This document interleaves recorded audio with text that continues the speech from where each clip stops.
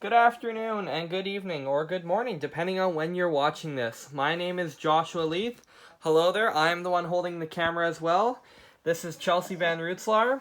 And for our topic for the environmental issues presentation, we chose to go with the greenhouse gas emissions produced in beef production in Canada.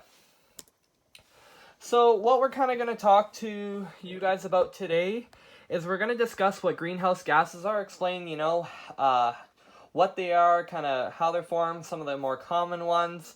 We will then explain the beef production systems that we have here in place in Canada. There are many different, or they're very similar, but they are also very different, the different systems that we have. We will then explain why methane in cows is terrible for our environment, as cows tend to produce a lot of methane. We will then show how that methane is actually created in the cows. We also have some figures that'll show how much methane is produced by each of the cows. And then we'll show you guys ways to reduce the greenhouse gas emissions from the cattle.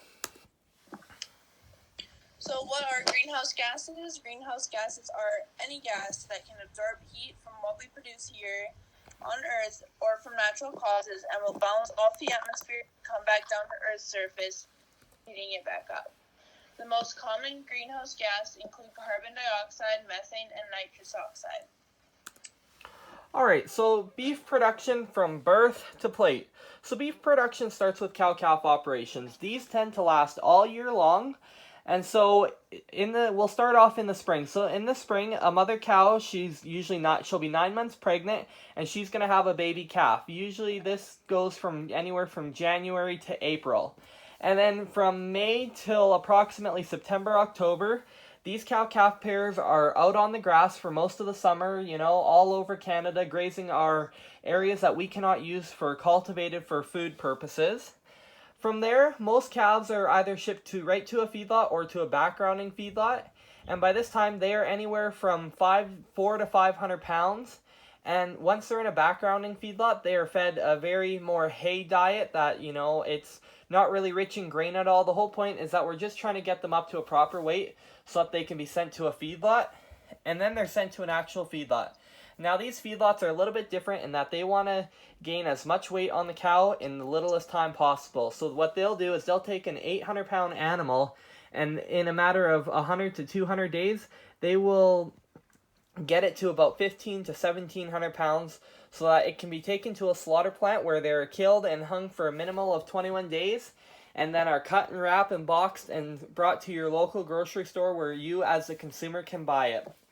Now within this, there is a lot of carbon dioxide, a lot of methane released. So if we start off with our cow-calf pairs, they release a lot of methane, especially during the drier months when the plants aren't as good, because it's due to the fact that the lower quality grades, they'll produce a lot more methane. So when you feed a cow a lot richer of a feed, such as alfalfa hay versus grass hay, they will produce a lot more methane in there.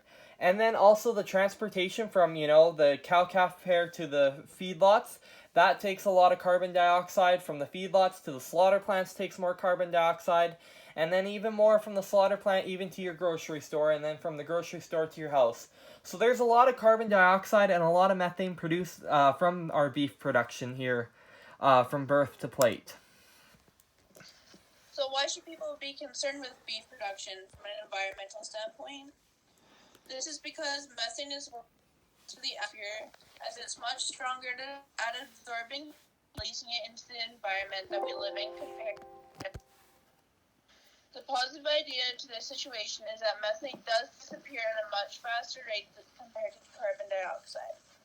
Some studies have shown methane to be somewhere between 20 to 25% of man-made pollution that we are setting off into the atmosphere. And in fact, the methane is much worse for the atmosphere in that some of the studies that we researched, it was 30 times more higher in absorbing heat than what the carbon dioxide was, which is why methane is so much worse for our environment in that it doesn't take as much methane to heat up the environment. So if we look at how methane is created by cattle, so methane is formed in the rumen, which is known as the first stomach of the cow. This process is called enteric fermentation. Now, enteric fermentation is the process where the carbohydrates, which are eaten by the cow, they're broken down by microorganisms, papillae, and gases, and juices, and everything else, which are all found in the rumen. And then once the carbohydrates are broken down, they are then absorbed into the cow's bloodstream. And as a result of that, the methane is produced as a byproduct, which is then released either through burping or through their back end when they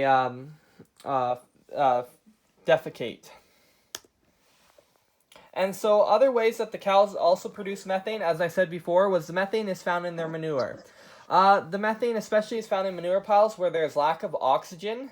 And when there's lack of oxygen, that inhibits the oxygen from entering the manure pile, which doesn't allow for the decay of manure created by these animals. So how much methane are cows producing? A single cow on average releases 70 to 120 kilograms of methane per year.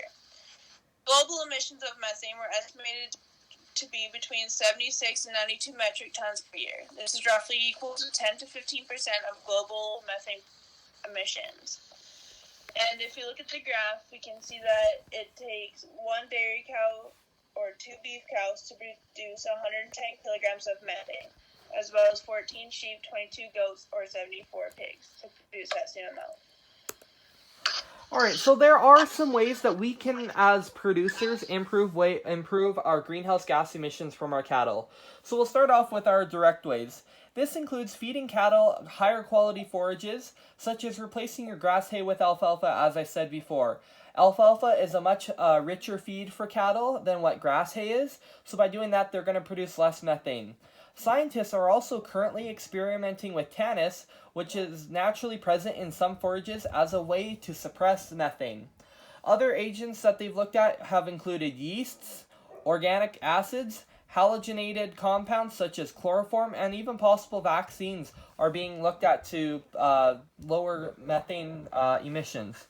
Now, some of the indirect ways that we can do this could be extending lactation periods in dairy cows, using more efficient breeds, improving our reproductive performances, such as calling animals that take longer to circle back into heat once they're done calving, and also increasing our rates of gain in beef animals so that they can reach the market sooner. The whole point of a beef cow is that we want to get it from birth to plate as soon as possible with the least amount of feed. So by doing that, we're going to release less emissions into the atmosphere. Now we do have a video here, so let's just bring that up. And I have a chemistry background, a biochemistry background. I'm very much interested in how life works. What are the biochemical foundations for what's happening inside us or inside plants or inside animals? Cows are able to digest feed material which we as humans cannot eat. They have microorganisms in their rumen, help them to digest this material. At the same time, these microorganisms produce methane, a very potent greenhouse gas, and the cows emit this methane via burping. At DSM, we are working on an innovation project where we want to develop a supplement that helps to reduce this methane emission from cows. So we want to feed something to the animals that help them to reduce these gas emissions while at the same time not influencing the other functions in the cow. We are not aiming improving performance or changing anything to the animals other than reducing the emissions. I have children. As every mother, I would like my children to grow up in a good environment, in a clean environment. I really think that with our project we can reduce greenhouse gas emissions in a positive way. Cows are not the cause of global warming, for sure not, but they are one of the causes, and I think it's important that we tackle the issue from all different angles. The biggest fun for me in my daily work is to work with a team of people from all different backgrounds, expertises, to achieve what we want to achieve, and that's to reduce methane emissions. I cannot guarantee that this dream will become true, but I believe this dream will become true.